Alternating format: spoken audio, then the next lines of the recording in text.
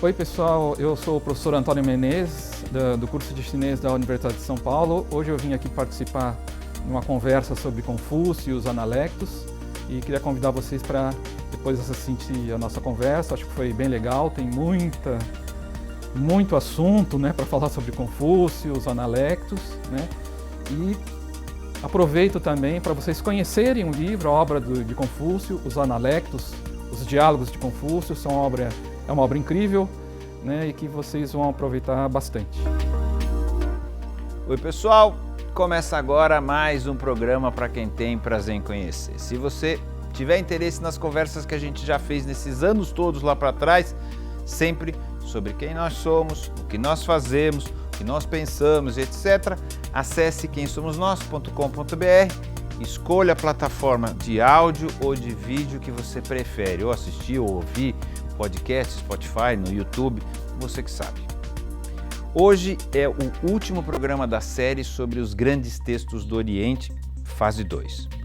Nós vamos falar sobre os analectos, um clássico chinês com os pensamentos do pensador Confúcio, que viveu uns 500 anos antes de Cristo, mais ou menos contemporâneo com Buda. Para nos ajudar com esse texto, que permeia a cultura chinesa até hoje, o professor doutor em Letras e Literatura Chinesa pela Universidade de São Paulo, Antônio José Bezerra de Menezes. E, como vocês podem ver, nós vamos cantar também de Chitãozinho e Chororó, Fogão de Lenha.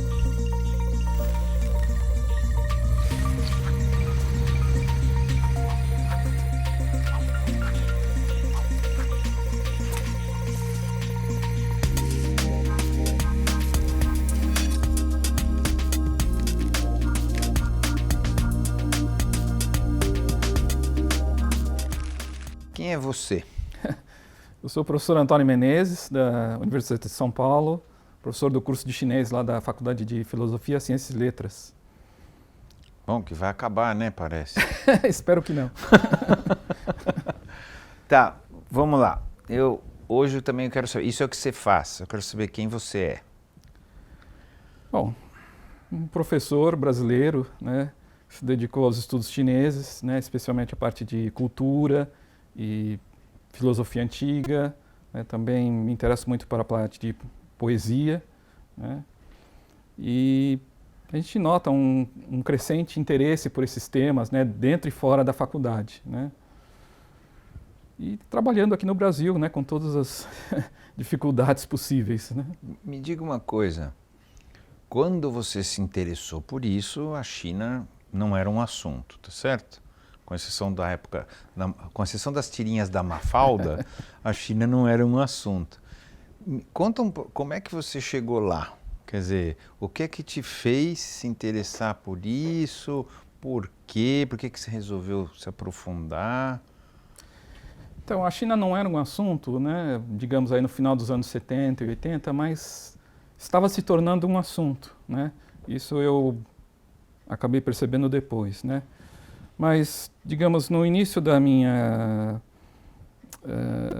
formação universitária, né, o que me atraiu diretamente para a cultura chinesa foi a poesia, né? Então, eu tinha lido os trabalhos do Haroldo de Campos, né? Mais ou menos naquela época, ele havia lançado um trabalho fantástico, um livro chamado Ideograma, né, onde ele trazia alguns ensaios do Fenollosa, que tinha sido um grande orientalista, que o Ezra Pound tinha descoberto, e esse grupo, né, do Haroldo de Campos, Augusto de Campos, eles tinham essa visão ampla da poesia e tudo, e aquilo realmente me encantou, né, essa poesia mas chinesa. Era concreta também a poesia chinesa, ou parecia? Concreta não era, mas assim, tinha algum elemento... O que o Ezra Pound, né, ficou encantado, e isso o Haroldo de Campos e Augusto perceberam, né, o grande valor da informação visual na poesia chinesa, né? Quer dizer, por causa dos ideogramas, né, os caracteres chineses, né? Então, a língua chinesa então, tinha um grande potencial para uma poesia visual e verbal. Entendi. Tudo, né? Entendi. E aí você se apaixonou por isso? Sim, esse foi o primeiro... Mas você sabia alguma coisa de chinês? Não sabia, não sabia nada, né? Mas também outro livro que me chamou a atenção na época era um livro chamado Enfio na China, né? Quer dizer, uma viagem, né, que o cartunista Enfio fez à China, né? E ele pegou justamente o momento de transição, a passagem do Mao Tse-tung para o Deng Xiaoping, né? É muito interessante que um brasileiro tenha registrado esse momento, que foi muito forte. Fundamental na Fundamental, história da China, né? recente. Exato. E porque a imagem da China que nós tínhamos antes disso é a China da Revolução Cultural, né, Mao Tse-tung e tudo mais, né? E o Enfio foi lá e viu uma China sem Mao Tse-tung, mas não estava para ver o que ia ser depois ainda, né? Mas ele tinha algumas intuições interessantes. Então aquele livro também me pareceu assim, como se fosse a viagem de Marco Polo, né? Quer dizer, revelando um outro mundo, né, de novo para a gente, né? Então esses dois elementos já me atraíram muito, né? Claro que naquela época era muito difícil alguém se endereçar diretamente para a cultura chinesa ou esses temas, né? Sempre a gente faz umas escalas antes, né? Então antes de ir para o curso de chinês, eu passei pelo curso de linguística, né? Estudei uns 2 anos, mas ali aumentou só mais a minha curiosidade pela língua chinesa e pela cultura chinesa, né? Então enquanto era aluno do curso de linguística, eu assisti algumas disciplinas optativas do curso de chinês e lá conheci o chefe do curso de chinês, né, que é o professor Sun Tia-Tin, que além de ser um grande intelectual, ele era um grande pintor, né, um grande artista, né? Ele tinha sido o discípulo do Chan Ta-tien, que foi o maior artista chinês do século XX, né? Então tinha toda uma linhagem ali de grande erudição, né, que realmente para mim foi um privilégio. Aí te encantou. Ali não teve, a linguística perdeu. Um parênteses, o que ele veio fazer aqui no Brasil? Essas são essas reviravoltas políticas, né, que estavam acontecendo em Taiwan e na China continental, né, então... Ele veio fugindo. Exato, basicamente. Resolvendo. Aí você entrou e falou, não, então eu vou dedicar a minha vida, porque é uma decisão diferente, né? Você fala assim, vou dedicar a minha vida à cultura chinesa no Brasil. Quando a gente é jovem, assim, a gente não tem muita... tão certo. Você não assim. pensou assim, você só falou, assim, vou fazer esse curso. A gente só pensa assim, olha, aqui está mais legal do que lá, no outro curso. Mas o que me impactava muito é essa riqueza humana, né? Quer dizer, esse professor Sun, né, e os outros colegas, né, quer dizer, me traziam... E uma quantidade de cultura muito milenar grande. absurda. Então, assim, né? o que a gente aprendia com ele fora da aula era fantástico, né? Essa convivência toda, realmente, eu falo, não posso perder esse mestre. Né? Quer dizer, isso é bem do Oriente, né? Quer dizer, quando você encontra um mestre, você tem que seguir o mestre. Um mestre. Né? É mais ou menos essa ideia. E assim foi, né? E por que na China... Na China, quer dizer, não é que você se apaixonou mais por Confúcio, mas você acabou agora, pelo menos pelo que eu li das coisas que estavam, você está um pouco mais grudado no Confúcio do que nos outros. Por que o Confúcio e não o Lao Tse? Porque o que te levou dentro desse assunto? Fazer esse tipo de retrospectiva, né? Quer dizer, eu acho que Confúcio vem mais atrás de mim do que eu atrás dele, né? Quer dizer, as circunstâncias me levaram mais a Confúcio do que às vezes a outros temas de poesia que eu tinha como prioritários, né? Isso tudo aconteceu no momento em que eu tive que fazer o doutorado, né? E como nós não temos uma área de pós-graduação de chinês, né, a gente tem que procurar outros programas, né? Então surgiu a possibilidade de eu fazer um estudo de um jesuíta português que havia traduzido Confúcio, né? Não só traduzido Confúcio, como ele traduziu toda a obra, todos os clássicos chineses, né? E esse jesuíta português, que é o padre Joaquim Guerra, ele viveu em Macau no século XX, né? Ele morreu em 1992, por aí, né? Então é muito contemporâneo. E ele chegou a trocar correspondência com um dos meus professores do curso de chinês, né? Então havia toda uma ligação. Sei. Né? Ele falou, então vou usar essa desculpa do padre Sim. Então, para continuar orbitando em torno da China, é isso? E os meus professores sempre falavam, preste atenção nesse autor, ele é importante, né? Ele tem uma tradução muito, muito interessante, né? Então essas circunstâncias acabaram me levando a estudar esse tradutor, né, que é um grande sinólogo, né, português, que é, né, raro, né, e isso me levou a estudar mais temas confucianos, né. Mas a minha formação não é na área de filosofia, né, e eu acho que nós temos atualmente muitos sinólogos competentes, né, para a área de filosofia chinesa, né. Mas é um autor, quer dizer, Confúcio é um autor que eu passei a ler e ter muito respeito, muito carinho por ele, né? Mas como você está falando, porque Confúcio e não Lao Tse, né? Quer dizer, claro. ou Sun Tzu, né? Da arte da guerra, né? Que é muito mais popular. Então, são as circunstâncias que nos levam a esses autores, né? Mas se você pudesse escolher hoje? Eu ficaria com Confúcio ainda, né? Tá vendo? Dizer... Então não é verdade que foi ele que te escolheu. É o tipo de texto que ele escreve, eu me agrada mais, né? O texto de Lao Tse eu acho dificílimo, né? Porque ele é muito metafórico. Metafórico, é claro. Abstrato. Não, e você pode interpretar da maneira que você quiser, tá certo? Então eu acho um autor dificílimo, né? No caso de Confúcio, não é que é mais simples, né? Mas existe uma faixa de interpretação mais estreita, mais compacta, né? Mais consolidada. Né? Tem um objetivo claro também. Né? As variações de interpretação não são tão grandes. Né? No taoísmo, realmente, qualquer coisa. O ponto de partida te leva aos destinos mais diferentes. Né?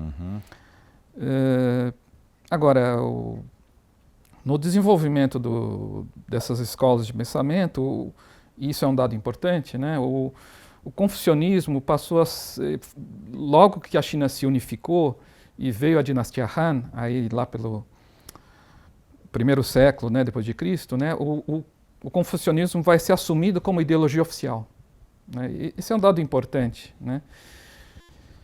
E o taoísmo, que era a grande escola rival, né, perde esse espaço. Né? E aí o espaço que o taoísmo vai ocupar vai ser a cultura popular. E místico também, uma coisa mais mística, não é isso? Isso depois o I Ching, não sei o quê, não é? Depois que entra o contato com o budismo, aí eles vão disputar esse espaço. Mas então o taoísmo ficou mais associado aos temas de saúde, artes marciais, enfim, tudo aquilo que girava em torno do indivíduo, né? e da cultura popular.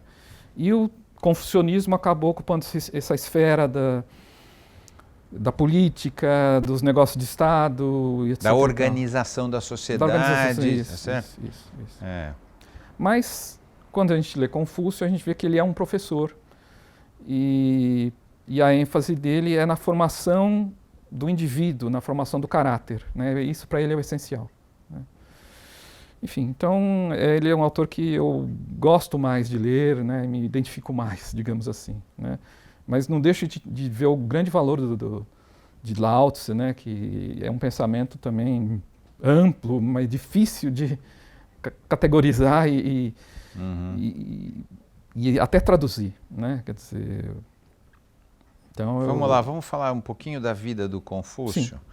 Assim, ele não era rico, nada, né? Sim, não é isso? Então, pela tradição, Confúcio ele era de uma classe nobre empobrecida, vamos dizer assim. O pai de Confúcio tinha sido um grande militar, um grande herói, né? E por conta disso ele ganhou algumas propriedades de terra. E ele tinha 4 esposas, né? Então, Confúcio é filho da última esposa, né? A esposa mais nova. Foi dividindo. Exato. E quando morre o pai, o pai era velho, né? Não é isso? O pai era velho quando ele tinha velhos 70 anos, não é isso? O pai, dizem, né? Eu não sei o quanto essas coisas são históricas. Isso é razoável. Quando você fala tradição, eu não sei se quer dizer não tem comprovação histórica isso que a gente está falando? Tem muito mais credibilidade, né? Quer dizer, a biografia de Confúcio, tirando alguns exageros, ela é muito respeitada. Factual, Factual, assim. né? Então é isso, o pai é. era velhinho, ele perdeu logo o pai, não é isso? Isso. Né? Então, como havia uma diferença grande de idade, né, quando o pai morre, Confúcio é muito pequeno ainda. E na divisão da herança, né, essa quarta esposa fica quase sem nada. Né? Por isso que a infância de Confúcio é muito pobre. Então é só ele e a mãe. E a mãe morre quando o Confúcio era adolescente. Né? Então isso foi o primeiro grande trauma de Confúcio, né, na vida, né, quer dizer, por volta lá dos 15 anos ele se vê sozinho no mundo. Né? E sem ajuda de família, nada? Zero. Né? Então, e ali ele tem que tomar uma decisão, né, que rumo tomar na vida, vamos dizer. Né? E para ele tinha duas opções, a carreira militar, porque ele era grande fisicamente. Ou a carreira administrativa, né? Ser um burocrata, trabalhar para o Estado, etc. Né? E ele opta pelo segundo, né? Por ser um burocrata, né? Por ser um erudito. Né? Ele ainda não tem muita noção disso, mas é o caminho que ele vai seguir. Né? O que a gente fala a pena e a espada. Né? Então ele optou por isso. Né? E essa foi uma decisão fundamental na vida dele, que ele vai seguir. Né? A vida dele é cheia de dificuldades, né? Por essa origem pobre, mas ele demonstra um grande capacidade de aprendizagem e gostava de aprender coisas. Né? Essa é uma característica de Confúcio, e o que ele mais admirava depois num discípulo era o prazer que o discípulo tinha em aprender. Não era a inteligência propriamente, mas o prazer que ele tinha em aprender. E ele então aprende vários ofícios, né? Ele se mostra muito competente nas áreas de administração, porque ele... Mas ele também tinha um ofício meio braçal, não tinha? Ele não fez isso? Não, ele logo vai para os ofícios administrativos. E ele se mostra muito competente nisso e muito honesto. Né? Então, um dos cargos que ele ocupou foi gerenciar os armazéns do Estado, né? Que funcionava como uma espécie de banco central, né? Porque a grande riqueza eram os grãos. Né? E como ele era muito cuidadoso e muito honesto e tudo, então houve um incremento de prosperidade. Né? Isso chamou a atenção dos administradores, isso impulsionou a carreira dele. Né? Ao mesmo tempo, isso também foi o motivo de muitas vezes ele ser excluído, porque ele era honesto demais. Né? Então, quando ele chegava em algum nível em que havia esse tipo de conflito... Ele teria que ser mais elástico eticamente, aí então ele era descartado, né? Porque ele impunha padrões éticos muito altos, né? Que poucos governantes na época seriam capazes de acompanhar. Né? Agora, voltando um pouquinho à época que Confúcio viveu, que eu acho isso importante caracterizar. Né? Nessa época, a China é o final da dinastia Zhou. Né? A dinastia Zhou foi uma dinastia longa, começa lá pelo ano 1000 e vai até 256 a.C. Né? Então é uma dinastia muito longa. Mas essa segunda metade, nessa fase final da dinastia Zhou, que é quando Confúcio nasce e vive, é uma época muito turbulenta. Né? Quer dizer, o poder central desapareceu praticamente e o território chinês se fragmentou em quase uma centena de unidades políticas mais ou menos independentes, né? Inclusive com força militar própria. Né? Então essa é uma época em que esses estados ou essas cidades-estados estão permanentemente uma atacando a outra, uma engolindo a outra. Né? Então é uma época de grande convulsão social, né? De grande desordem. Né? De modo que as escolas de pensamento que surgem nessa época, e coincidentemente essa é uma época das mais férteis do pensamento chinês, né? É quando surge Confúcio, Lao Tzu, Sun Tzu e uma infinidade de outros pensadores, né? surge nessa época e todas essas escolas, de certa forma, tentam responder a uma mesma questão, que é como reverter esse quadro de desordem, né? Como conduzir a sociedade ao equilíbrio, né?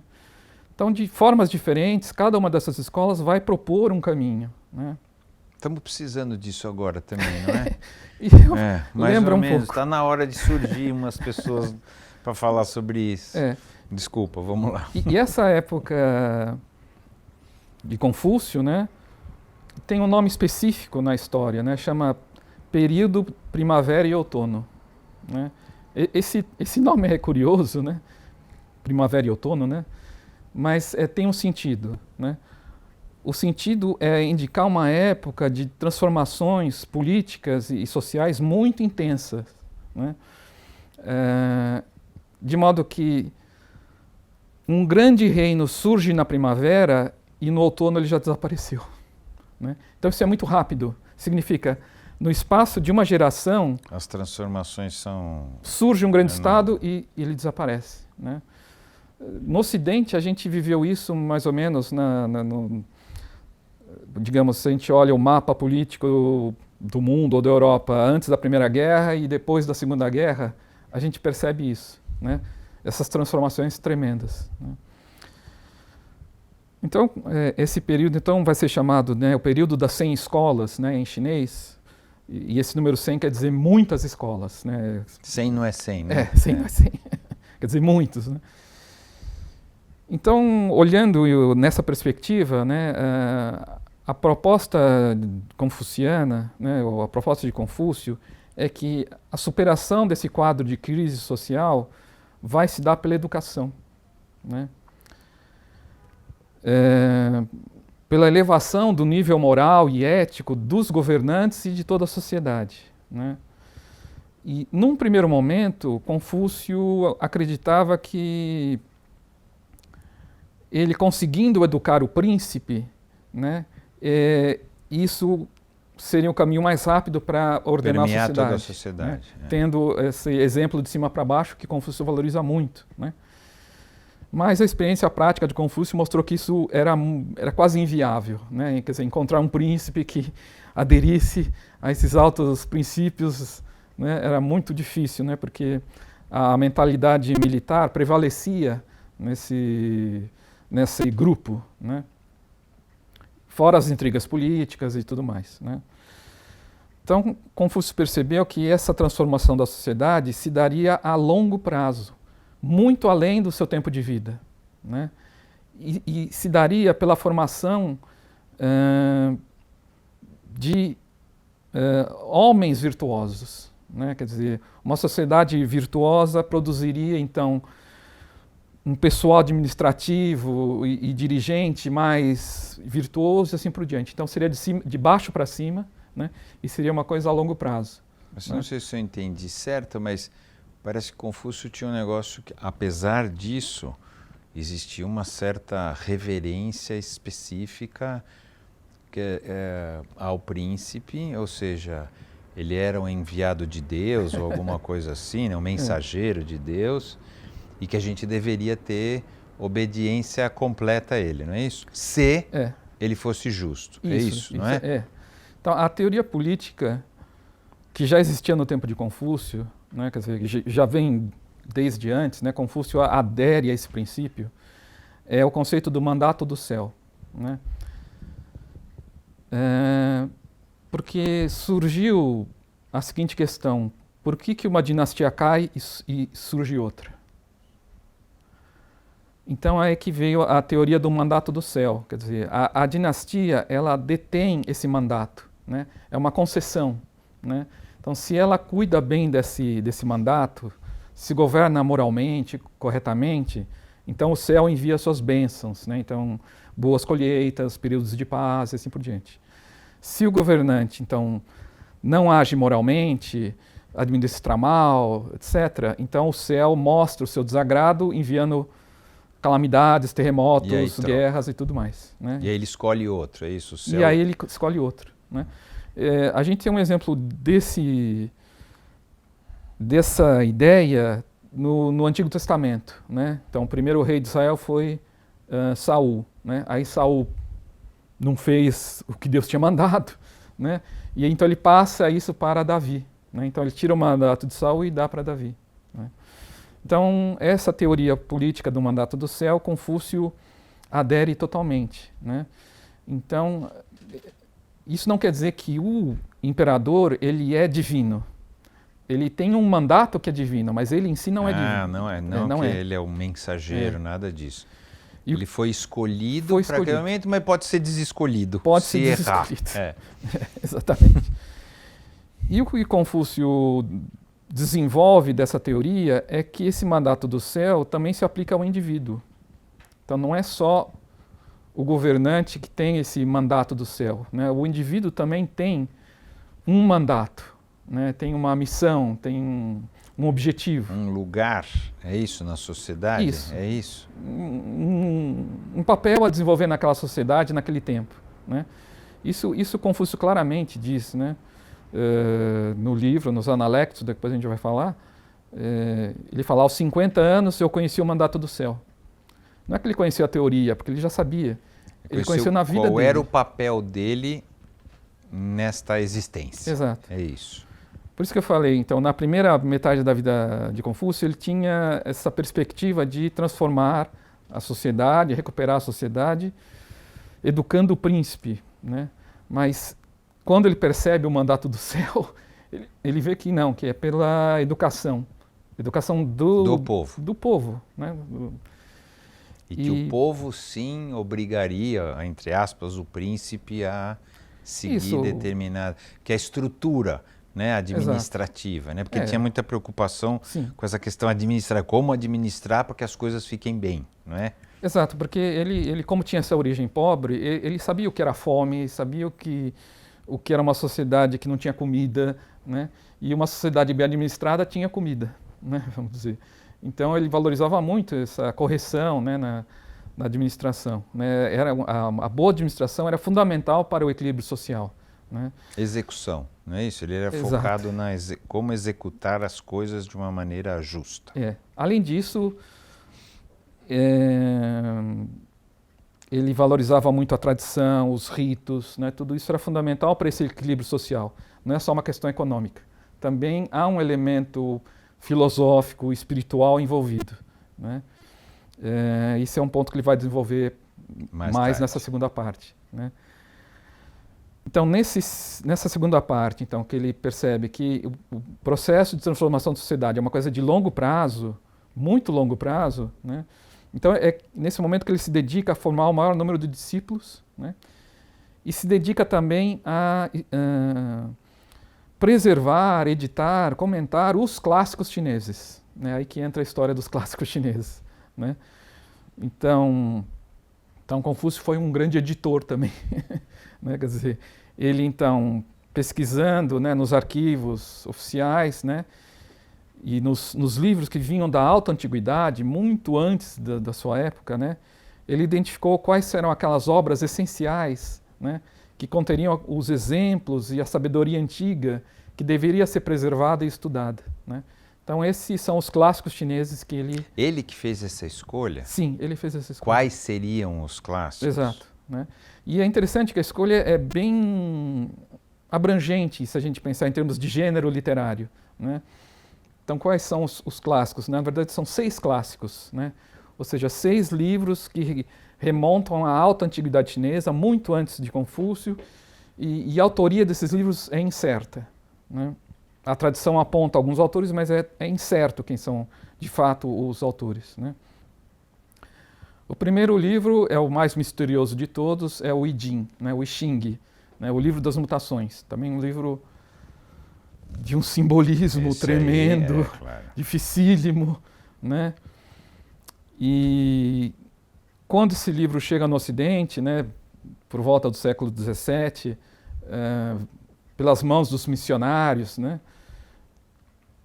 quem se encantou com esse livro foi Leibniz, né, o filósofo Leibniz, porque ele viu ali um sistema matemático de representação da realidade, né, algo que ele também estava tentando desenvolver, né. Então aquilo para ele foi eu acho que se ele pudesse, ele se tivesse avião na época, ele iria direto para a China estudar isso, né?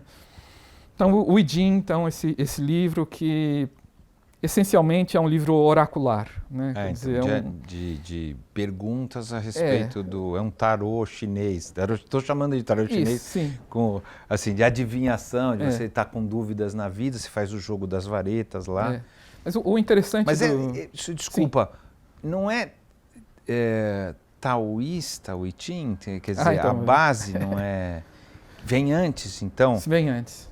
O Tao vem antes do I Ching, tá certo? Eu não sei, é uma pergunta mesmo, porque o I Ching eu estou falando em Xing, claro, que é como a gente fala, tá? Você problema. Fala do seu jeito, sim. Eu falo do jeito das pessoas normais. Ele a base é taoísta, certo?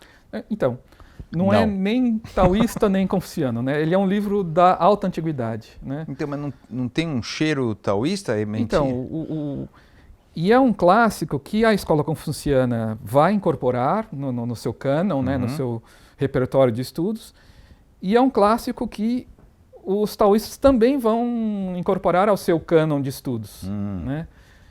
Agora, os confucianos vão ter uma interpretação e os taoístas vão ter outra, né? Mas é um livro que... Você alimentou os dois. Alimentou os dois, porque ele é muito antigo, né? Bom, o segundo clássico é totalmente diferente. É uma antologia de canções, né? O Shi Jing, o livro da poesia, o livro das odes, né? Então é um cancioneiro, né? Então Confúcio selecionou de outras obras, de outros cancioneiros, né, umas 300 e poucas canções que ele achou importantes, né, como representação da cultura da época, né? Quer dizer, são canções de diferentes regiões do país, né? E existem canções populares, né, canções palacianas e hinos religiosos, né? Então é uma amostragem, né, da cultura popular, principalmente, né, da China da época, né? Então, uma antologia de poesia, vamos dizer. Depois tem duas obras de caráter histórico, né, o Shu Jing, o livro da história, né, que narra a história das 3 primeiras dinastias, né, que vem então antes de Confúcio. Depois, a famosa obra, né, as crônicas, né, de primavera e outono, justamente que vai dar o nome à época, né, que fala desse período de transformações. Game of Thrones. Game of Thrones, em escala continental, né? E por último, o livro dos ritos, né, que também é outro livro difícil, né, mas que fala sobre o ritual, as cerimônias, o modo próprio de governar, de agir, de se comportar, né? Então, rito é fazer também, não é só, porque eu falo rito parece que é só missa. Não. Não é isso, é o como fazer as coisas, não é isso? É um guia de comportamento, né, basicamente. Mas muito complexo, né? E Confúcio valorizava demais o rito, né? E o último livro era o livro da música, né, que falava sobre a música que acompanhava o rito em geral, né? Infelizmente, esse último livro se perdeu, né? Mas ele é mencionado, então a gente sabe da existência dele porque nos outros textos de Confúcio se fala, né? Então, nos textos que vêm depois de Confúcio, há muitas referências a esses clássicos. Então fala, no livro dos ritos se fala tal coisa, no livro da música se fala tal coisa, e assim por diante, né? Muito parecido com o processo que a gente tem na Bíblia, né? Bíblia. Quando o Novo Testamento, no Salmo tal, né? Quer dizer, remete ao texto do Antigo Testamento. Então, esses clássicos antigos, né? Então, Confúcio cuidou de preservar, editar, comentar, né? Mas só um parênteses. Sim. Ele tinha autoridade para isso no momento, ou ele fez isso e depois se reconheceu, entendeu? Isso como... Ou ele foi nomeado o homem que faria essa coisa? Não, ele fez por conta própria. Fez por conta própria e não era... Ele foi reconhecido neste momento? Não, né? Então, esse é uma espécie de drama da vida de Confúcio, né? Que ele nunca foi reconhecido na sua época, né? Ou seja, nunca foi reconhecido, porque para ele tanto faz. Se ele morreu, ele não sabe que foi reconhecido. Exato, mas Van Gogh, ele entendeu que, pelo menos é isso que a gente intui, né, dos escritos dele, de que na medida que ele entendia que o seu mandato era esse, de formar discípulos, de que a transformação se daria a longo prazo, então não ser reconhecido na época não é um grande problema, né? O grande problema é não ter discípulos, né? Que isso não tivesse continuidade, né? E eu acho que a grande sacada, vamos dizer assim, de Confúcio foi perceber que não bastava ter discípulos, era preciso definir o cânon, era preciso ter um corpo literário, né? Um conjunto de obras, né, que fosse o fundamento de tudo que ele estava falando. Que guiasse no futuro. No futuro, exatamente. Aí que então a gente chega nos Analectos, né? Então, quando a gente fala no cânon confuciano, quer dizer, no conjunto de livros que formam a tradição confuciana, a gente tem esses clássicos da alta antiguidade, né? Que ele organizou. Que ele organizou, assim. comentou e estimulou que fosse estudado, né? E depois os escritos que vêm depois de Confúcio, né? Então, o principal escrito que vem depois de Confúcio é o livro dos Analectos, né? Em chinês, Lun Yu, que traduzindo literalmente quer dizer diálogos, né?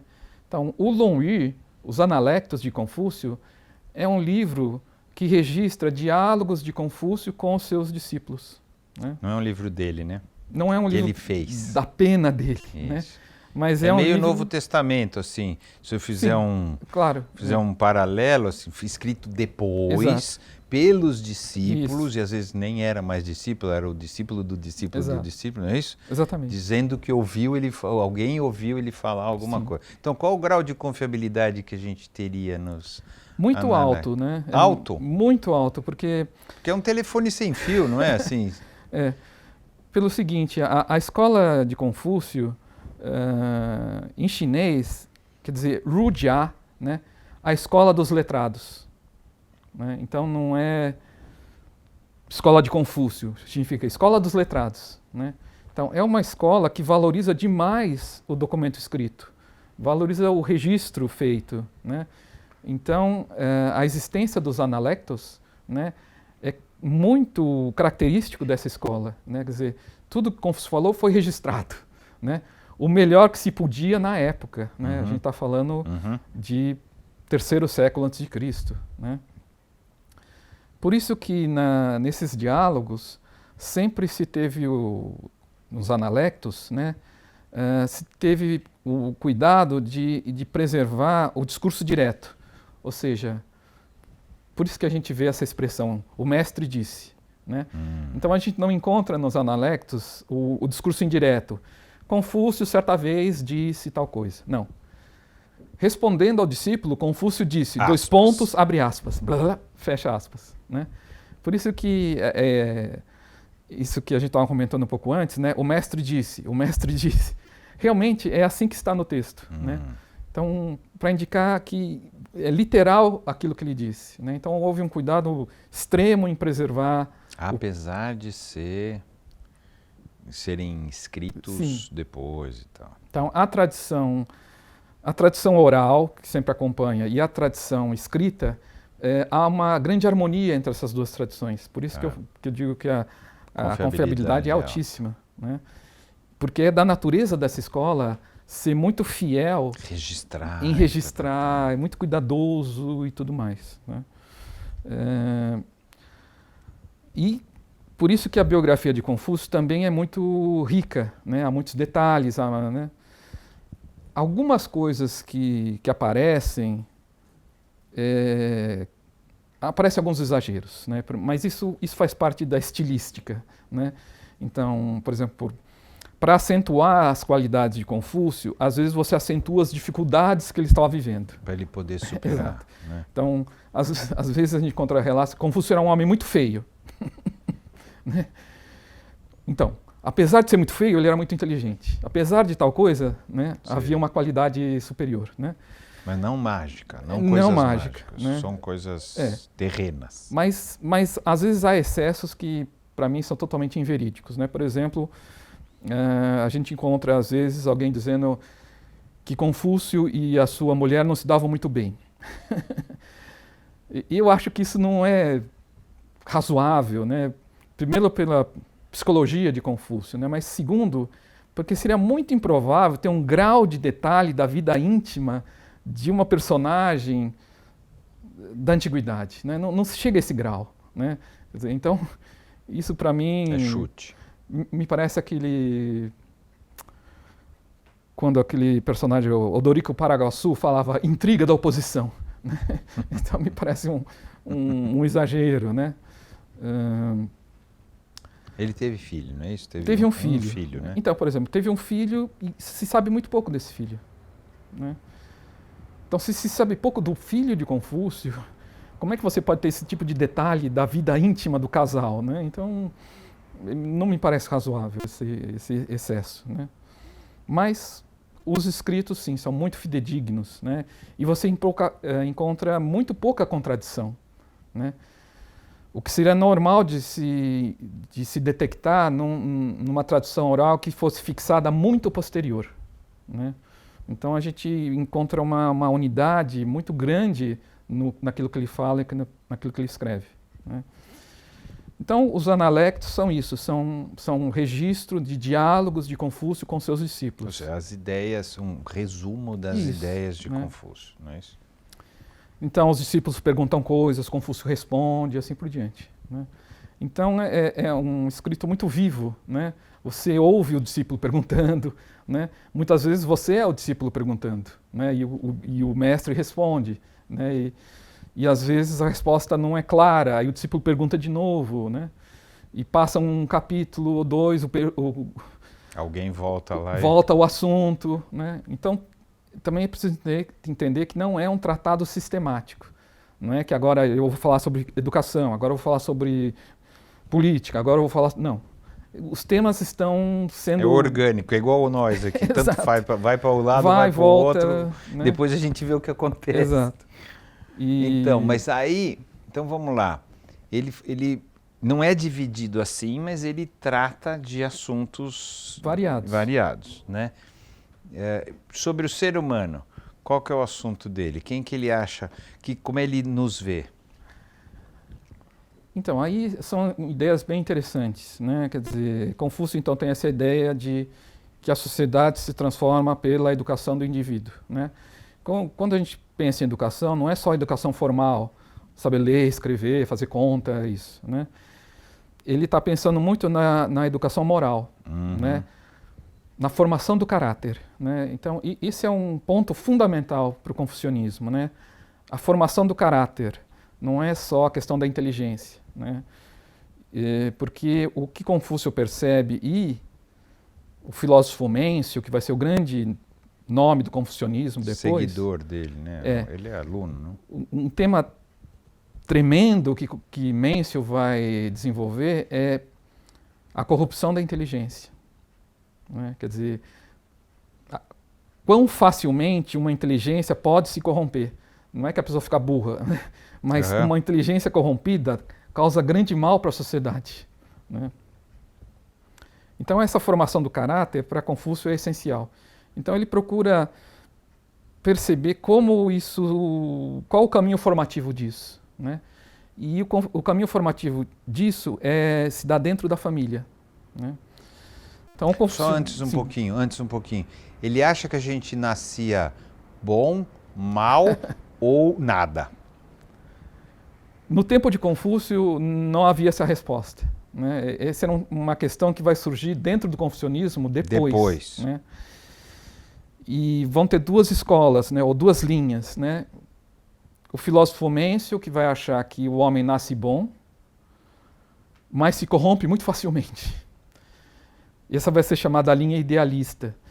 E a linha do filósofo Xunzi, que também é confuciano, mas Xunzi vai ter a tese contrária. O homem nasce mal, egoísta, selvagem, né? Mas ele pode ser educado. Dominado. Ele pode ser educado, né? O Confúcio, para ele, isso não era um assunto. Era um assunto, mas não estava colocado explicitamente, não estava desenvolvido, né? É um assunto que vai surgir depois, né? Dentro do confucionismo. Então, no raciocínio dele, tanto faz, o que importa é o que a gente vai fazer depois, é isso? Ainda não estava colocado a questão da origem, né? Estava colocada a questão da decisão pessoal, né? Então, alguém que se decide a seguir o caminho da virtude, né? No momento que a pessoa decide isso, então se desenvolve uma escolha, uma escolha de vida. Por que ela não escolhe? Ele não fala sobre isso. Não está colocado. Né? Porque alguns escolhem e outros não, porque é mais fácil não escolher do que... Não está colocado. Ele não fala sobre isso. Porque justamente ele está falando com discípulos. Que já escolheram, teoricamente. Que já escolheram. Então essa questão da origem, da natureza humana, é um problema para surgir depois, né? Vai prevalecer a tese de Mêncio, a tese idealista, né? De que o homem nasce bom, mas ele se corrompe com muita facilidade, né? Então, a pedagogia de Mêncio é uma pedagogia de recuperar a natureza humana boa, né? E a pedagogia de Sun Tzu... Depois vira bom selvagem lá na frente aqui, né? Não, mais ou menos isso. Quer dizer, nós somos super legais, mas a sociedade nos corrompe, é isso? Ou nós somos fracos para manter isso? Sim. É mais isso? Exato. Por que... Não são os outros que nos corrompem, somos nós que não somos capazes de manter a integridade. Exato. Por esse raciocínio. Digamos como um sistema imunológico fraco, né? E a pessoa pega a gripe com muita facilidade, né? Então, a reflexão de Mêncio vai se dar nesse sentido. Como nos proteger disso, como levantar barreiras para manter a nossa integridade. E o do Sun Tzu ao contrário. Quer dizer, ao contrário não, como um ser ruim ou baixo, pequeno, pode se transformar num ser elevado. Como combater as nossas más inclinações, né? Então, um é um discurso de recuperação e o outro é um discurso de correção. Que lado que você está? Eu ainda não cheguei nesse ponto. Não, mas não é possível. Quando você lê essas coisas, você se identifica, mas é humano. Você olha e fala, não, isso aqui parece legal. O ruim é que eles falam um monte de coisa e falam, isso aqui eu concordo. Aqui você fala, eu também concordo. Não é isso, assim, mas não tem um lado que você se identifica mais? Eu ainda fico no estágio de Confúcio, né? Agora você saboneteou, né? eu acho que, pensando de forma pragmática, assim como os chineses fazem também, depende das circunstâncias, né? Então, com um jovem, né, uma criança, então é melhor a dinâmica da recuperação, né? Porque ainda ele não se envolveu muito com outros problemas, né? Agora, com um adulto, talvez a dialética da correção seja mais necessária. Depende do contexto, né? É boa a sua resposta, é inteligente. É um pouco chinês. Você não respondeu nada, mas falou, depende da fase da vida, do momento, um pode estar de um lado, pode estar do outro. Então, em Confúcio tem uma parte dos analectos interessante, que ele está conversando com dois discípulos, né? Um discípulo pergunta, mestre, posso aplicar imediatamente aquilo que eu aprendi? E ele falou, pode. Aí o segundo discípulo pergunta a mesma coisa, mestre, posso aplicar imediatamente o que eu aprendi? Ele falou, não, ainda não, né? Aí o terceiro falou, mas vem cá, para você falou uma coisa ou para você falou outra coisa? Então qual é a resposta certa? Tem razão. Né? Ele falou, qual é a resposta certa? Aí Confúcio falou, o primeiro discípulo, ele é muito tímido, então eu tenho que empurrar ele para fazer as coisas, né? Eu tenho que lançar ele, para ele ser mais arrojado, né? O segundo discípulo é ao contrário, ele é muito ousado, muito exagerado, então eu tenho que segurar ele um pouco, né? Então, para o mesmo princípio, o Confúcio tem que ver, olha a natureza do discípulo, né? As características, né? Para mim, essa é a chave fundamental da pedagogia, né? Então, não tem uma receita que funciona para tudo. Única. Né? Tem que ver cada um. Né? Claro que numa cultura de massas não dá, né? Mas a relação mestre-discípulo é uma relação muito, muito forte, né? Muito íntima. Né? Então é possível ainda ter esse conhecimento. Ele tinha alguns, eu vou chamar de mandamento, mas não é isso. O que a gente tem que fazer então para a gente ser esse cara ético? Quais são os procedimentos? Porque ele era um cara assim, né? Sim, Tinha uma fórmula. Então, o confucionismo vai ter um conjunto de virtudes que vão ser valorizadas, né? E depois a teoria das 5 relações. Então, esses são 2 fundamentos, né? Então, tem uma série de virtudes, né? Seria muito extenso ficar falando delas, né? Mas eu vou falar de 2, né? Que estão em destaque, né? A primeira se chama piedade filial. A gente já ouviu esse termo, né? Mais ou menos familiar, né? A piedade filial significa o dever dos filhos para com os pais, né? Então, o respeito para com os pais, etc. e tal. Muito parecido com o que está nos mandamentos, né? Amar, pai, respeitar pai e mãe e tudo, né?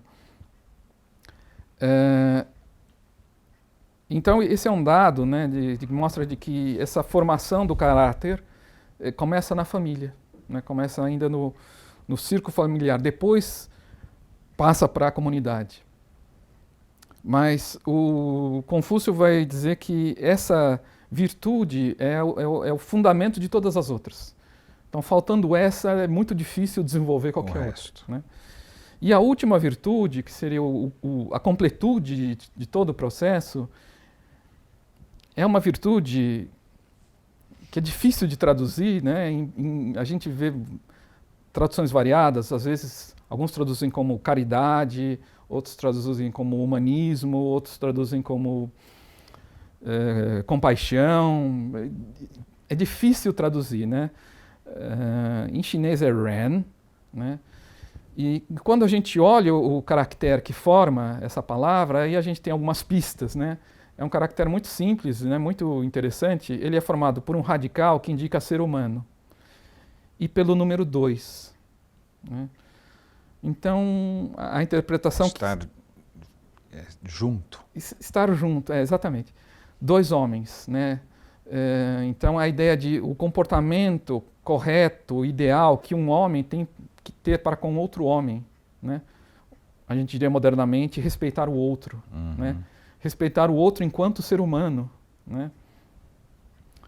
Então, para essa virtude, para Confúcio, é o ápice, né? É o ápice dessa caminhada que começa lá na piedade filial, né? E vai passando por várias virtudes que você deveria desenvolver até chegar nesse ponto de compreensão entre a relação entre as pessoas de igual para igual. Isso, de respeitar o outro, né? Como a gente diz atualmente, né? E isso está nos Analectos, né? E nos Analectos nós encontramos uma formulação que é chamada de a regra de ouro de Confúcio, né? Que no Ocidente, né, no cristianismo, nós temos o amar o outro como a si mesmo. Né? Na formulação de Confúcio está assim, não fazer ao outro o que você não gostaria que fosse feito com você mesmo. Né? Então parece um passo anterior. Né? Então, e eu acho que isso vem muito da vida prática de Confúcio. Né? Digamos, ele em algum momento teve um chefe muito severo, brutal, né? Então, Confúcio pode ter pensado, bom, quando eu for chefe, eu não vou fazer isso, porque eu não gostei de ser tratado dessa forma, né? Então, é uma regra simples, né?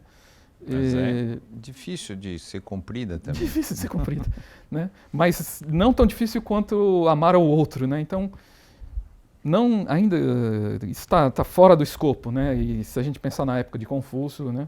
Mas pelo menos Mas significa algo parecido, né, com amar o outro. Me parece um passo anterior. Né? Quer dizer, esse amar ao outro é muito exigente, porque fala até amar o inimigo, né? Quer dizer, imagina.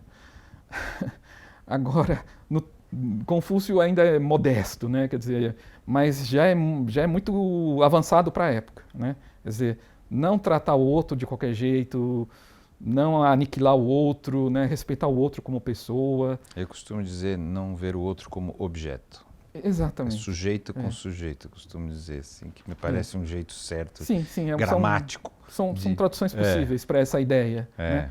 E isso é a expressão do Ren, né? A expressão dessa virtude máxima que Confúcio entende, que é o coroamento então, de todas as outras. Né? Aí sim nós temos uma pessoa virtuosa. E Confúcio vai trabalhar uma ideia do homem nobre. Quer dizer, ele vai dar um outro sentido à expressão. Há uma expressão em chinês que indica uma pessoa nobre, Junzi, né, um príncipe, uma pessoa nobre, uma pessoa de origem nobre, sangue nobre. Né? E ele vai falar, nós temos que formar o Junzi, né, o cavalheiro, o homem nobre, de caráter nobre, não é que ele tenha origem... Não sangue nobre. Não sangue nobre, mas uma pessoa nobre, um cavalheiro. Né? Esse é o ideal confuciano. Né? Então é realmente fascinante, né, encontrar esse tipo de autor na antiguidade, numa época que está se pensando mais em ganhos imediatos. Né? Quer dizer, essa é a época da arte da guerra. Né? E a gente lendo o Confúcio, a gente vê que ele tem um horror desse tema. É o oposto. Né? Um pensamento dessa magnitude. Né? Claro que ainda não está desenvolvido, né? São coisas assim... Ele era religioso? Sim, esse é um ponto também de grande debate. Né? Pela minha pesquisa e pela minha interpretação, sim. Né? Quer dizer, quando Confúcio pensa no mandato do céu e tudo mais, ele tem reverência por algo transcendente. Né? E esse mandato do céu, esse céu não é uma força cósmica cega, né?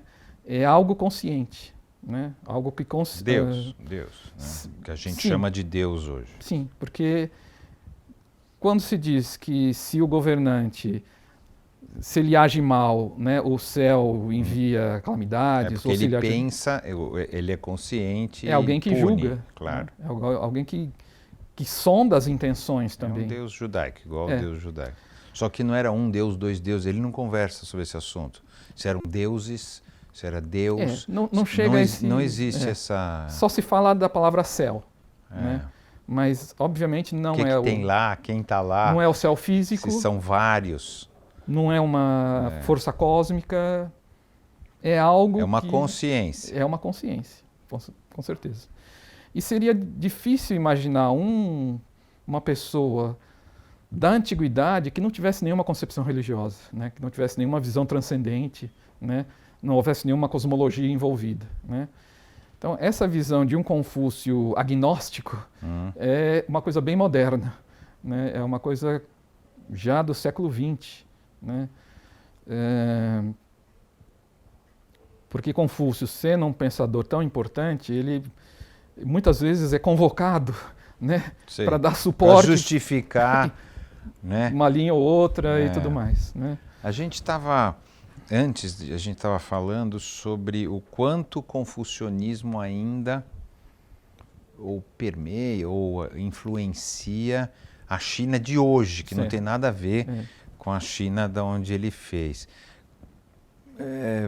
Por que não se perdeu, né? Qual que é? Porque ao mesmo tempo se fala, é o homem nobre, ok, mas não é assim que a vida funciona. Mesmo assim, a estrutura do confucionismo ela é importante, não é? Sem dúvida, né? É interessante que mesmo Xunzi e outros autores, né, quando vão criticar Confúcio, vão dizer que ele está colocando um ideal muito alto, né, que nós já estamos em outra época, né, o mundo não é mais assim, né? É interessante esse... isso já na época dele. 2.500 anos atrás. Eu vou fazer um parênteses antes de chegar na China moderna. Tá. Né? Por que Confúcio é importante? Né? Acho que esse é o ponto. Então, a cultura chinesa tem esses três pilares: confucionismo, taoísmo e budismo. Né?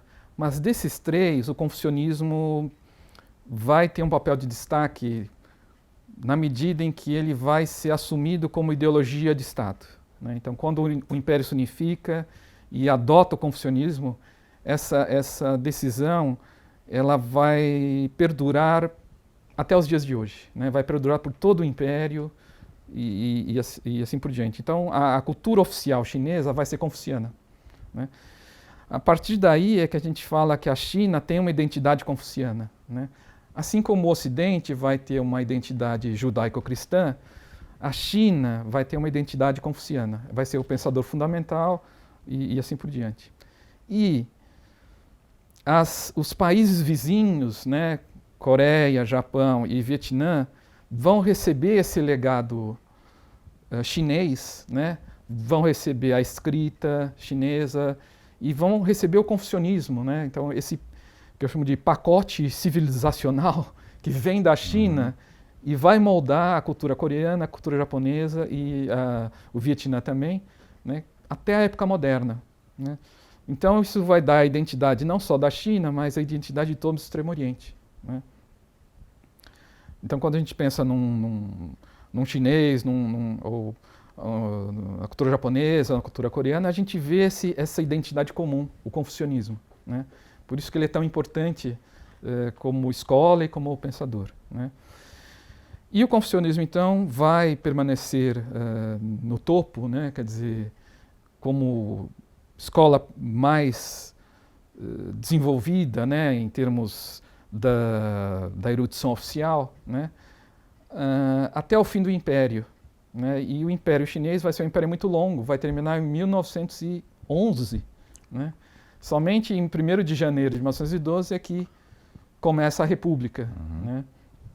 Então, o confucionismo está presente sempre, né? Também porque era a base dos exames oficiais, né? Então, havia um vestibular terrível, né, para a seleção de burocratas para o Império, né, para a máquina do governo, que era imensa, né? E as obras de Confúcio eram a bibliografia oficial, né? Então, por isso que se estudava. É o que ia cair na prova. É o que ia cair na prova. Então, tinha que estudar muito Confúcio, senão né? nada.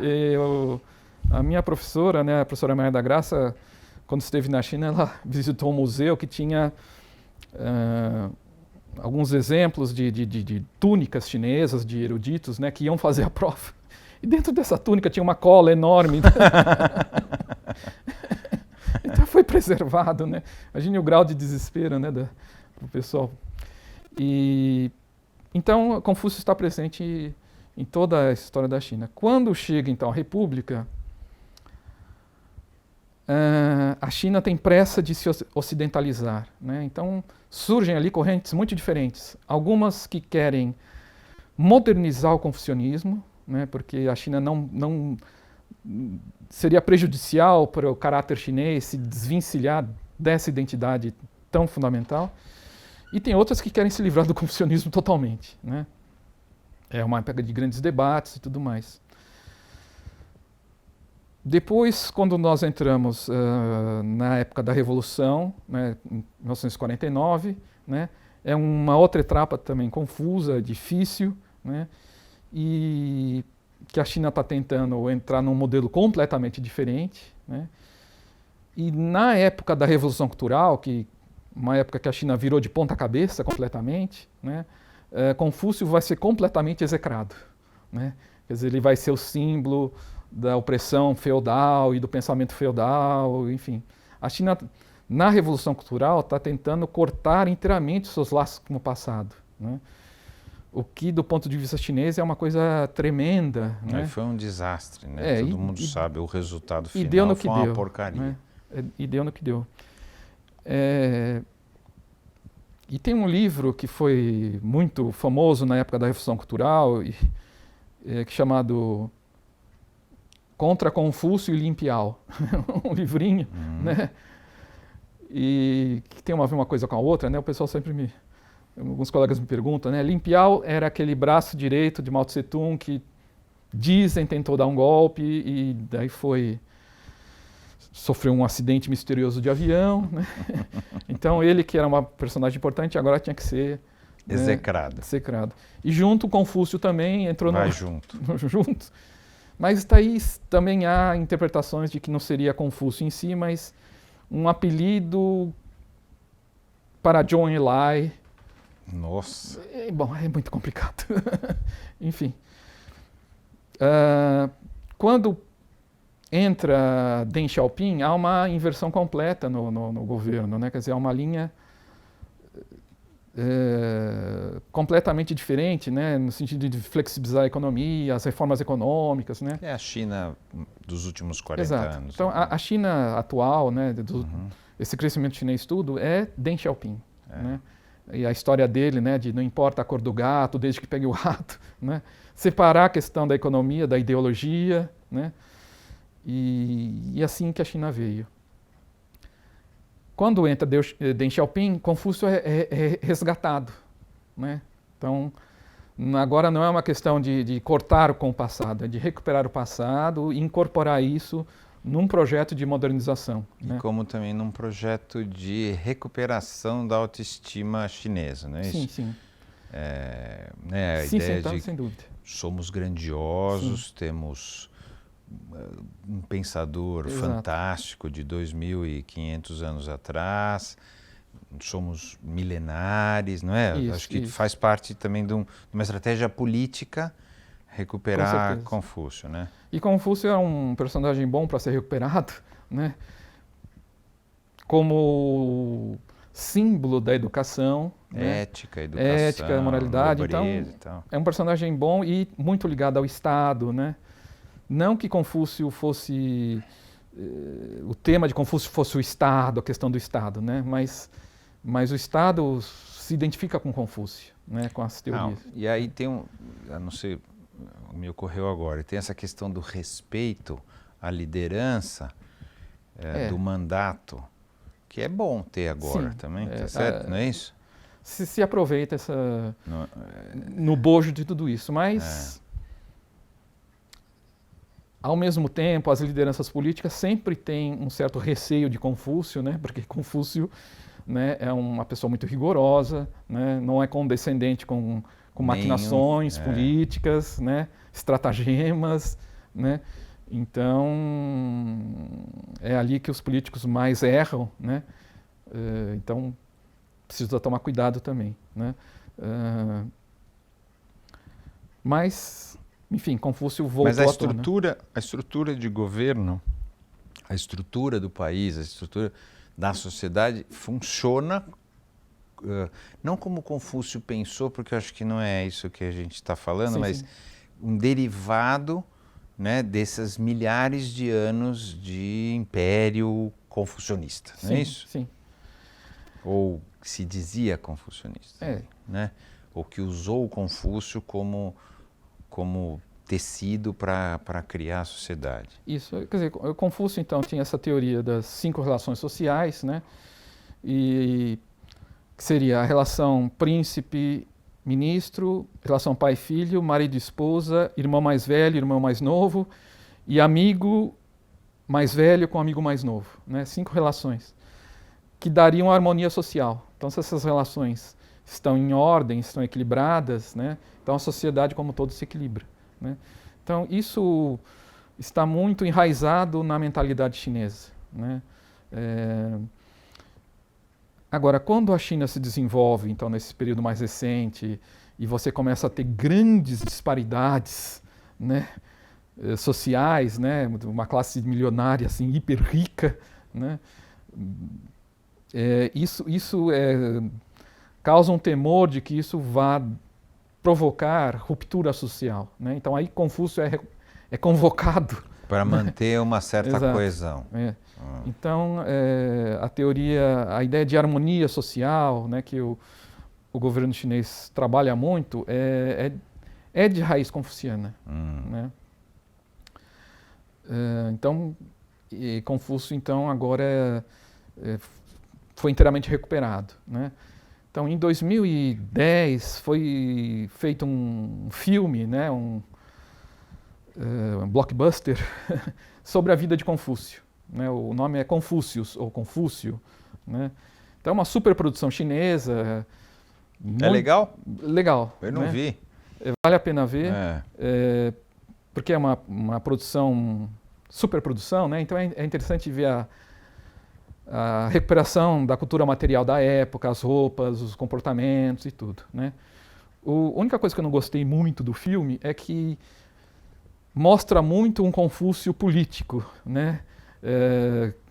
Que usa sua sabedoria, tudo, para resolver questões de ordem política, tudo, e eu acho que isso não é a essência do confucionismo, né?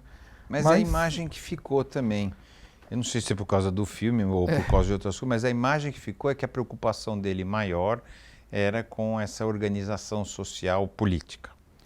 Agora você falando aqui, eu achava isso também, que ele era muito voltado para isso, e não é. Tá certo? Não é. Quer dizer... Isso era uma consequência do que cada ser humano tinha que fazer com ele mesmo, era Sim, isso. Sem dúvida. E não ao contrário. Porque justamente Confúcio viu como era difícil esses príncipes, esses governantes... que você tinha falado, né? Eles não iam fazer. Não iam fazer isso. Vamos inverter. E na história de Confúcio a gente vê que ele não tem dúvidas, ele não hesita um segundo em virar as costas e ir embora quando o governante se comporta mal, né? Há uma passagem... O livro dos Analectos, né, ele é interessante porque, além de todo esse conhecimento de Confúcio, tudo, ele é cheio de fortes emoções, né? Existem dramas tremendos que Confúcio vive ali e transmite, né? Então, por exemplo, claro que isso tudo é narrado de forma muito sintética, né? Mas quando você lê aquilo, você começa a ter ideia quão dramático foi aquele acontecimento, né? Então, por exemplo, há uma passagem de Confúcio está participando de um rito, né? Uma cerimônia oficial. E ele fala, depois de certo momento, de uma certa etapa, ele se retira. Termina o texto, né? Aí você fala, puxa vida, mas Confúcio sai no meio do rito, né? Isso já é chocante, né? Contra ele, né? Para ele que valorizava tanto o rito. E depois, se você vai ver pelos comentários, o que significa? Ele estava ali, o governante, ele estava participando de um rito que o governante estava fazendo, só que esse rito não era próprio daquele governante, era um rito de nível superior, né? Então aquele governante estava usurpando o direito de fazer um rito que não era próprio do nível dele. Então ele não quis participar disso. Então Confúcio fica até onde ele pode, né? Até onde ele pode concordar com aquele ato. Quando ele não pode mais concordar, ele se retira, né? Então isso é tremendo, né? Tem custo isso, né? Isso tem um custo, claro, né? Depois tem uma outra passagem que talvez seja a parte mais dramática de toda a narrativa de Confúcio, que é quando o discípulo que ele mais gostava, o discípulo que ele considerava mais competente, mais inteligente, né, que provavelmente seria o seu sucessor, esse discípulo morre, né? Então a crise de Confúcio naquele momento é total, assim, né? Ele diz literalmente, por que o céu está me destruindo? Né? Então é um momento dramático na vida de Confúcio, né? Então não é um livro assim só cheio de boas ideias, de sabedoria, né? Tem um drama pessoal enorme ali, acontecendo e se desenvolvendo, né? E isso que eu procuro acentuar também quando a gente discute isso lá na faculdade com os alunos, a gente tem que pensar, então, Confúcio está desenvolvendo essa teoria, está educando os discípulos, está indo para lá e para cá, numa vida cheia de dificuldades, numa época tremenda de lutas políticas, de guerras, né, de intrigas, né, de violência, né? Então, não é um sábio chinês que está meditando embaixo da árvore, né, com flores e tudo. Pelo contrário, é um drama humano, né? E isso a gente... E um exemplo, se você diz que é fidedigna a história dele, um exemplo de escolhas. Exato. Que ele foi fazendo na vida de acordo com aquilo que ele acreditava. Exato. Então, talvez Confúcio seja importante nesse sentido. É um cara que fez aquilo que falou, não é isso? Isso. Ou seja, ele não fala uma coisa e faz outra. Exato. Ele procurou fazer tudo aquilo que ele Isso. acreditava e falava e tal, que talvez seja a coisa mais difícil que a gente tem para fazer Com na certeza. vida. Não, a coerência, né, com os próprios princípios, né, para ele é tudo, né? E ele paga um preço muito grande por isso, né? Como qualquer pessoa em qualquer época, né? Quer dizer, Mas isso era mais importante do que o sucesso momentâneo aqui, do que para ele era mais Sem dúvida. importante essa coerência, ou ser a pessoa que ele dizia que era, vamos dizer assim, do que ganhar um cargo, ou fazer isso, ou ganhar dinheiro, seja lá o que for. Esse princípio da coerência, os princípios, é incrível em Confúcio, né?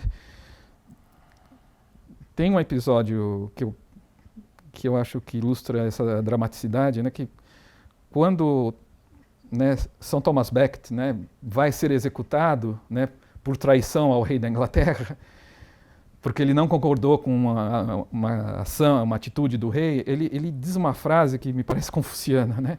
Ele fala: morro fiel a Deus e ao rei, mas a Deus em primeiro lugar, né? Então essa coerência aos princípios também está em Confúcio, né?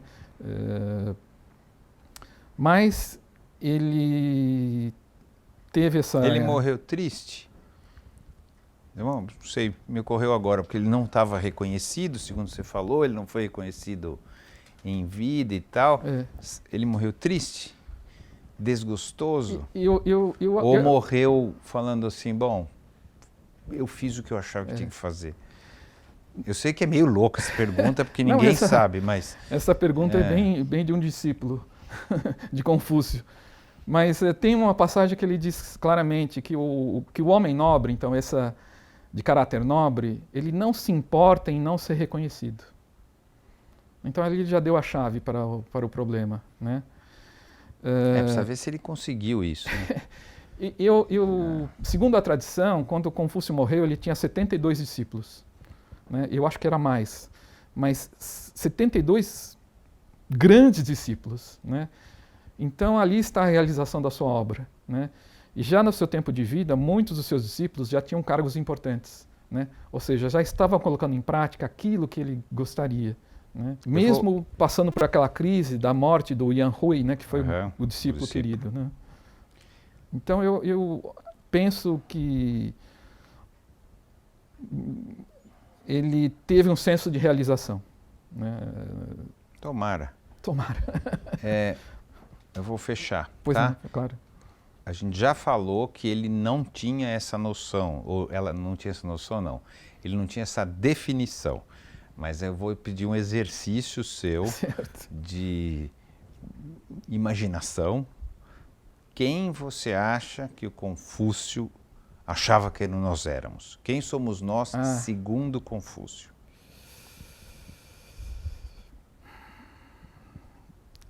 O ser humano em geral, né? O ser humano é alguém que tem um grande potencial, né? E cabe a ele se decidir por fazer bom uso desse potencial, né? Então, a teoria do mandato do céu, né, que tem a sua forma política, né, Confúcio percebe que se aplica ao indivíduo, né? Então, quando Confúcio fala da sua autobiografia, ele fala... eu acho que eu vou até ler esse trecho, porque ele é tão famoso, né? Que Confúcio fala da sua vida, né? É o único momento que ele fala da sua vida, né? Deixa eu pegar aqui. Então, isso está nos Analectos, né, no capítulo 2. O mestre disse: aos 15 anos orientei minha mente para aprender. Aos 30 plantei meus pés firmemente no chão. Aos 40 não tinha mais dúvidas. Então, nessa primeira parte da vida dele, ele tá descrevendo o quê? Uma via sapiencial, uma via de construção, de busca do conhecimento, né? Perfeito. Agora ele continua. Aos 50 conhecia a vontade do céu, ou conhecia o mandato do céu. Né? Então aqui é como a gente diz no cinema, né, um turning point. Né? Então ele passa agora de uma via sapiencial, né, para uma via espiritual. Né? Quer dizer, qual é o meu papel nessa existência e qual o papel de qualquer ser humano nessa existência. Né? Ele continua, aos 60 anos, meu ouvido estava sintonizado. Aos 70, sigo todos os desejos do meu coração sem transgredir nenhuma regra. Bom, essas duas últimas frases são dificílimas de... Podemos passar outro programa só para discutir há muitas, o que ele quis dizer com o ouvido, o que ele dizia seguir todos os desejos sem transgredir regras. Eu já não entendi nada. Mas pensando em termos de uma via... Eu estou com 60, então eu já não estou ouvindo bem. Pensando em termos de uma via espiritual, né, a interpretação que se tem dessas frases é isso. Eu conheci o mandato do céu, mas eu ainda não entendo completamente. Então, esse ouvido sintonizado fica... Agora eu tenho uma compreensão melhor do que é isso. Né? E esse sigo os desejos do meu coração significa que agora a minha vontade e a vontade do céu são a mesma coisa. Né? Então, não é que eu tenho uma vontade separada da vontade do céu. Né? Então, aí se tem um grande desenvolvimento... Daqui a 10 anos a gente volta a conversar. Até os 60 eu estou razoável.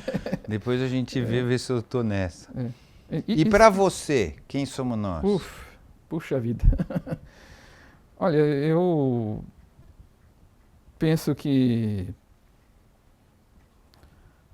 temos também um grande potencial, né? E acho muito interessante, né, essa visão de Confúcio, né, quer dizer, desse potencial humano, e me parece muito semelhante também com a visão judaico-cristã que se tem do indivíduo. Né?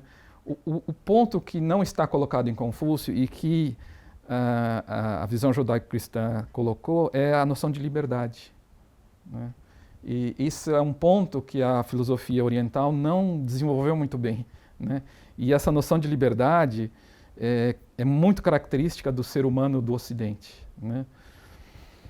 Então, é um homem que o ser humano tem um potencial, tem essa ideia de liberdade e isso o define enquanto indivíduo. Né? É assim que você vê? Isso. Tá bom. Maravilha.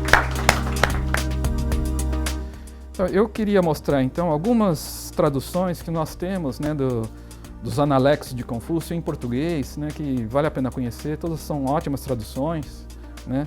Então, a primeira, essa edição aqui da LPM, né, uma edição de bolso. O professor Lau é um professor da Universidade de Hong Kong, uma tradução ótima e com muitos comentários, né, eu gosto bastante. Outra edição também muito boa é essa da Martins Fontes, né?